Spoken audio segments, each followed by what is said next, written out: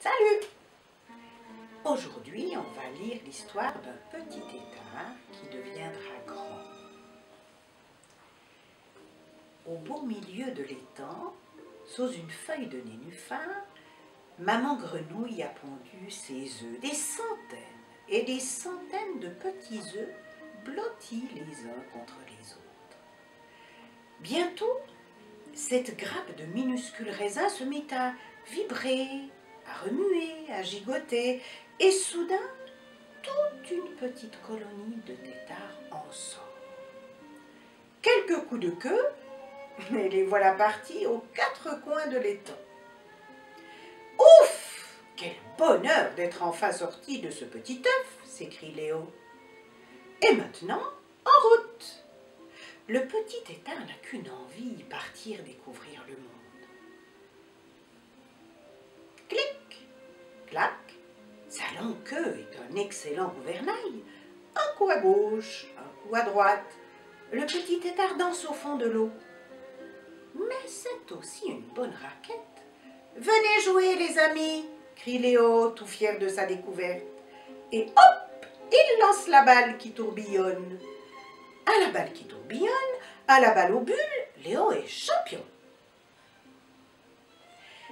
Mais même dans le plus beau des étangs, il y a parfois des troubles fêtes. « Bas les pattes !» s'écrie Léo lorsque l'un d'eux l'attaque au détour d'un rocher. Et il se défend à grands coups de battoir. Décidément, cette longue queue est vraiment très pratique, se dit le petit tétard. Un beau matin, cependant, Léo pousse un cri en se réveillant. Deux membres bizarres ont poussé le long de son corps. « Quelle horreur !» hurle le petit tétard. « Ce sont tes pattes. Ne t'inquiète pas, mon chéri, le console sa maman. C'est normal, tu grandis. » Exactement, dit la salamandre, sa voisine qui passait par là. Tu verras, elles te seront très utiles dans la vie. Le cauchemar ne fait que commencer. À peine Léo s'est-il habitué à ses pattes arrière que deux autres apparaissent, juste derrière ses branchies. « Oh non !» proteste le petit tétard, pris de panique. « Voyons, voyons, qu'est-ce qui t'arrive ?» quoi son grand-oncle Crapaud. « C'est affreux, j'ai des pattes qui poussent partout !» sanglote Léo. « Pourquoi faire? Je ne suis pas un mille-pattes !» Le crapaud rit si fort que des vagues font tanguer les nénuphars. « Attends un peu et tu verras, dit-il de sa grosse voix. Puis, d'un bond, il disparaît au fond de l'eau. Dans l'étang, chacun essaie de le rassurer. « Ne t'en fais pas, dit la crevette, tu n'en as plus besoin de cette queue. »« Des pattes, c'est beaucoup plus pratique, affirme la salamandre. Même les libellules s'en mêlent. Rien de tel pour avancer dans la vie, dit l'une d'elles. Tu grandis tout simplement, dit une autre. Mais Léo ne veut plus les entendre. Mais je ne veux pas grandir, moi. Personne ne comprend ce que je ressens, s'écrie Léo désespéré, et il fond en larmes. Il s'enfonce alors tout seul entre les roseaux.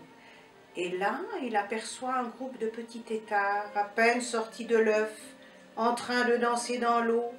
Clic, clac, un coup à gauche, un coup à droite. Leur jolie queue leur sert de gouvernail. Ah, où est l'époque où j'étais comme eux, soupire Léo. Il a bien changé entre-temps. Absorbé par ce spectacle, il ne remarque pas l'ombre immense qui se penche vers lui. Un serpent. « N'écoute pas ces bavards, siffle-t-il, ils ne racontent que des mensonges. On n'a pas besoin de pattes dans la vie, regarde-moi !» Tout en parlant, il glisse et reglisse entre les algues. Et comment faire pour m'en débarrasser, redevenir comme avant, demande Léo, pris de vertige. C'est simple. Couche-toi dans le sable et reste là sans bouger. Alors tes pattes disparaîtront et ta longue queue poussera à nouveau. et moi je veillerai sur ton sommeil. » Il s'approcha de plus en plus. Que faire? Les douces paroles du serpent rassurent Léo, mais ses yeux l'effraient. Son cœur bat comme un fou. « Viens, viens » susurre le serpent, à présent juste à côté de lui. Et soudain, il ouvre tout grand sa gueule. Alors, brusquement, les pattes de Léo se plient tel un ressort et hop! Avant de réaliser ce qui lui arrive, il bondit hors de l'eau. « Oh! Bravo! Quel joli bond !» s'écrie maman Grenouille en le voyant atterrir sur la terre ferme. « Où étais-tu donc passé? » Moi, encore tout essoufflé, Léo admire ces drôles de pattes qui viennent de lui sauver la vie. « Ton premier bond! Félicitations » dit le crapaud. « Te voilà grand maintenant. » Eh oui, Léo l'a compris. Une nouvelle vie commence pour lui. Au revoir, à bientôt.